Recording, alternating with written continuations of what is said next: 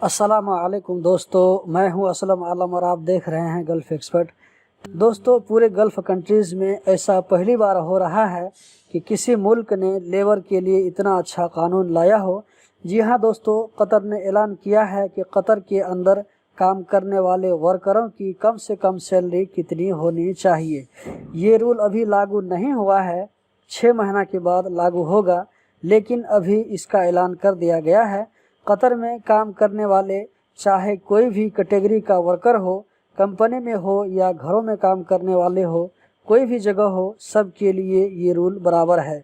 इस रूल में वर्करों की कम से कम सैलरी 1000 रियाल फिक्स किया गया है। अगर कंपनी वाले रूम और खाना दे रहे हैं तो कम से कम सैलरी 1000 रियाल होगी। अगर रूम और खाना नहीं मिल रहा है तो रूम के बदले 500 रियाल और खाना के बदले 300 रियाल देना होगा। अगर कंपनी वाले रूम दे रहे हैं और खाना नहीं देते हैं तो 1000 रियाल के साथ में 300 रियाल अलग से देना पड़ेगा खाने के बदले में। अगर कंपनी वाले रूम और खाना दोनों में से कुछ भी नहीं दे रहे हैं तो कंपनी वाले को टोटल 1800 रियाल हर महीना में देना होगा।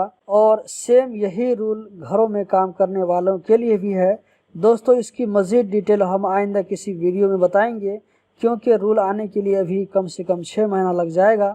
उम्मीद करता हूं दोस्तों आज की वीडियो ज़रूर पसंद आई होगी। इसी तरह की इन्फॉर्मेटिव वीडियो देखते रहने के लिए चैनल को सब्सक्राइब करें। वीडियो देखने का बहुत बहुत शुक्रिया।